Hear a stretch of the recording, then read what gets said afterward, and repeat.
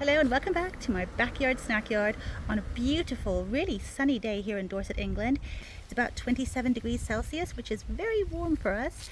And as much as we are loving it, the plants and especially my citrus trees are so loving life at the moment. And I just thought we'd take the time to show them to you, show how well they're doing out here, especially because we have a new arrival. I went for a food shop, my supermarket. I'm not trying to buy more plants because I really have limited space in my house to overwinter them, but I saw someone so special I had to bring him home with me. Let me show you him in person. And here he is. He is so stunning. I've put him in a rather shaded position here just so he can get used to being outside. He was inside the supermarket, and at the moment I think he could get a bit damaged by the blazing sun. So we're just going to get him acclimatized this way. But look, he's full of really interesting looking fruits. And I mean, as I said, I was not out looking for plants because I do have lots that need overwintering already. And as they all get bigger and older, I really need to limit them. And I'm also pruning them quite a lot to keep them in a decent small size. But this one just looks so stunning. And I've had a tree like this, well, his relative, on the top of my wish list for ages, ever since I saw a huge Lemonquat tree in my sister's garden. It's so beautiful and the fruits were so delicious. But this guy is not supposed to be a Lemonquat. He's meant to be his very close relation, which is a Lemonquat. I mean, the actual label here, or the tag, it just says lime. But I mean, you can tell he's in the kumquat family because of his leaves. They look just like my actual kumquat. But down here on the plant passport, it says he's from Italy and that he is a Lemonquat.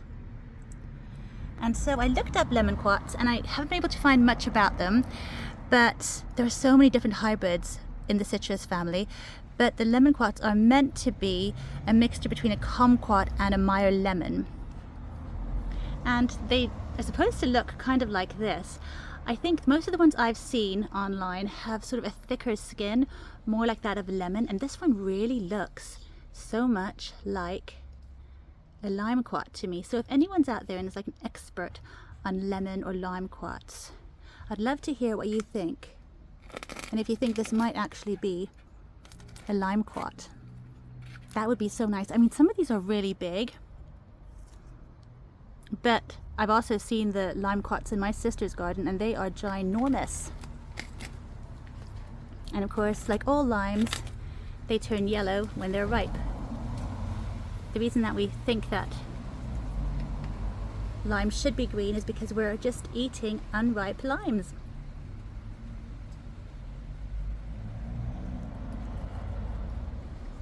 I just love these supermarket citruses. They just do so well. I've got another one of them over there actually that I bought a few years ago now. It's a really big lemon tree. I did show him a little while ago. He is still very big. He's a 4 seasons lemon and I did buy him in a supermarket way back when. He just continuously fruits and flowers. So you always have a constant supply of lemons and you always have fruits in various sizes, and he does really produce very well. I think he probably produces around over 30 lemons a year, which is not like a whole lot, but is so much for the little tree that he really is, and the fact that he's in a pot and stays indoors for most of the year. Well, for the better half of the year. Last year I had to bring them indoors really early because it was such a cold year and such a wet year too. That was the main thing. It was just the wetness. They could easily have rotted in their pots because it was just raining continuously. And so I think he came in already in September last year. But I mean, this year has been so fantastic. So I think some of these huge lemons, are really ready to pick very, very soon. That one's just barely hanging on. They are big. So he's doing really well. Since they've been outside, I still feed them once a week with this summer feed I have. And then that's it really. I do also water them because they get really thirsty because they're in pots. And so I can't let them dry out. We have some more just round the corner here. Let me go around. Here is my lovely blood orange tree, and look at that blood orange. It is ripening up nicely. There are a few ants on it, and we have had scale issues, which we still have. Look at that, naughty little scales. But not too bad, and I'm going to keep an eye on them anyhow.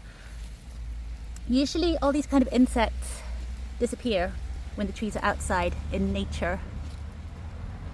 And then over here we have my Australian finger lime. He is really quite hidden in between all kinds of things. There's a big fennel behind him and lots of roses and all sorts. But he is in there and he's pushing out lots and lots of beautiful new foliage there. And I'm hoping to see some little flower buds soon. He had a really big issue with scale over winter. So it's really good to see him perking up and enjoying life and pushing out new growth. Such beautiful foliage. Look at that. It looks really fresh and good.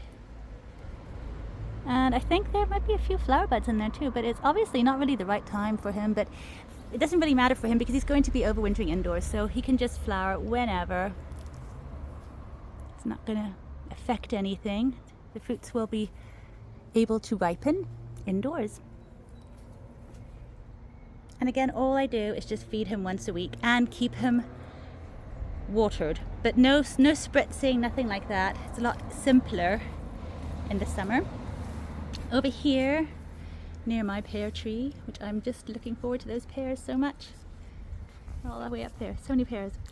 We have got this little guy over here. He is a red lime. And he has got lots of flower buds on him. Lots of pretty little ones there. Look at that.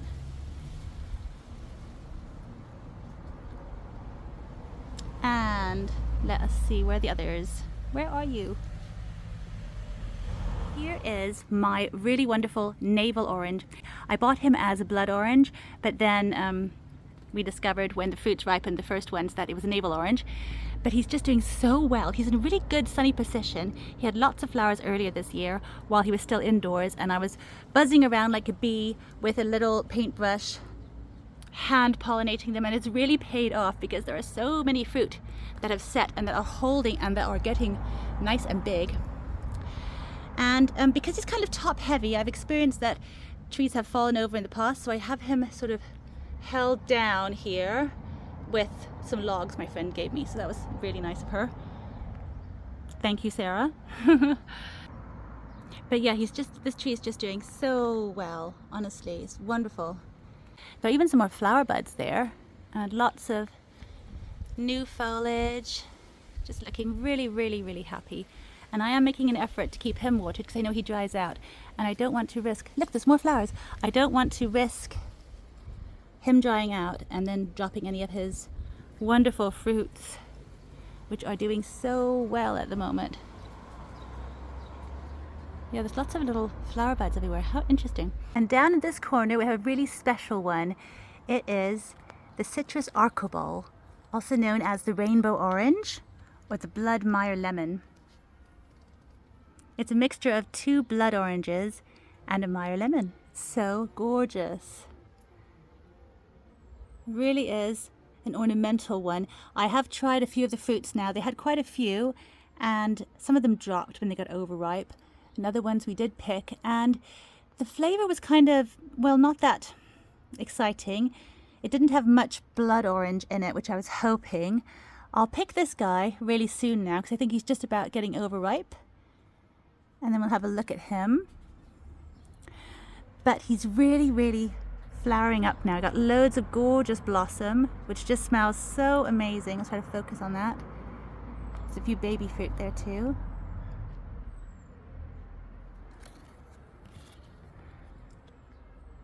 And he's right beneath my huge butterfly bush, also known as a buddleia, which just attracts such wonderful pollinators. Bees and butterflies, and lots of ladybirds this year. It's really, really tall. And then we have the wonderful citrus trees down here nestled beneath them.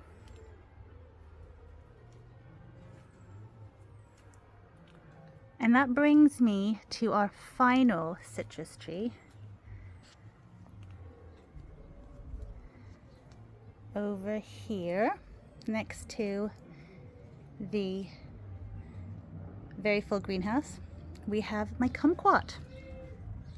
He's in front of some of the blueberry bushes, which still have some blueberries which are ripening still. We are gradually picking them as they turn blue, and I have covered them to keep the blackbirds out, because they like to pick them at that stage right there when they're still not blue. But yes, this is my kumquat. And when I got him, he was the same size as the Lemonquat is now. Actually, I'll bring the Lemonquat up here so we can see them side by side. So there they both are. There's my new little Lemonquat here, and my old kumquat. But he's actually not that old. I only got him last year. I'd forgotten. So it just shows how much they grow in a very short space of time. And the thing is, I find this guy, he's got a bit yellow foliage there. Not entirely sure why. He gets the same feed as all the other citruses, but he is starting to bud up. Now, I have heard that kumquats are really hard to get to flower because they need lots of heat. And we don't always have adequate amounts of heat here in the UK. But we have had a really wonderful warm spell lately, and I just see, oh, there's one for sure. There is a definite flower bud right there. Oh my goodness, I'm actually seeing a flower bud. Oh, and another one. They're just like buses. Once you see one, suddenly you see loads. Oh my goodness, there's two there. Okay, yes, so I've been expecting these flower buds for months now, because I did see them like little bumps like that ages ago while the tree was still inside, and I kept him inside for longer because it was warmer inside than it was outside. But that seems to have paid off, and I just need to get that yellowing gone. He is due another feed. It's their weekly feed coming up now, so I'll give him a feed tomorrow, I think. But that's so exciting, honestly. They are said to be difficult to get to flower. There's another one there. Wow. And that's maybe some foliage, actually.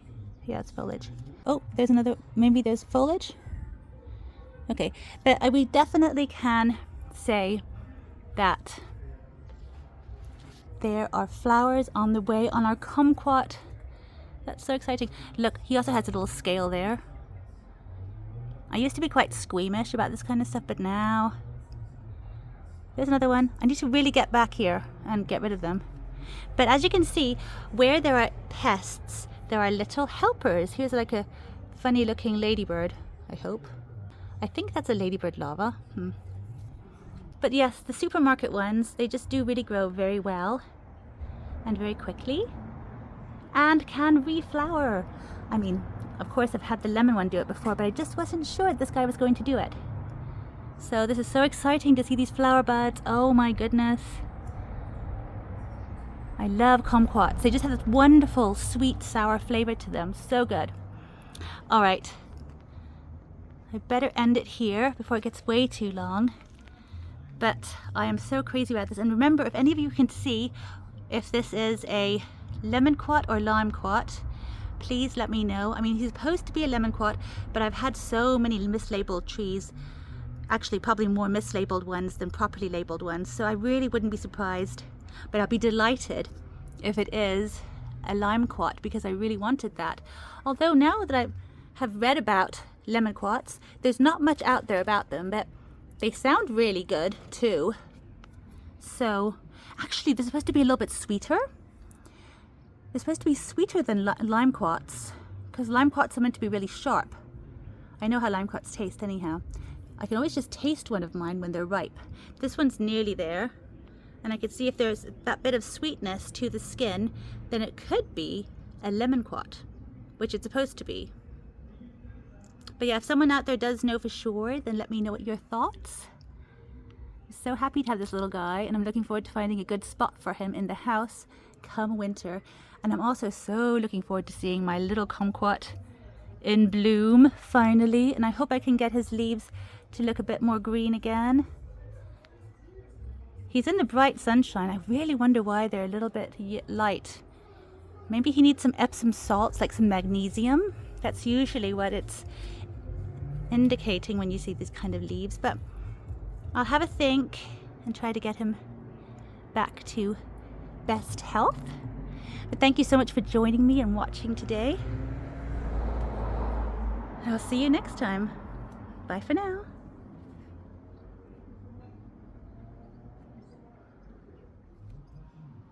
Do remember to let me know what you think, if it's a Lemonquat or a Limequat.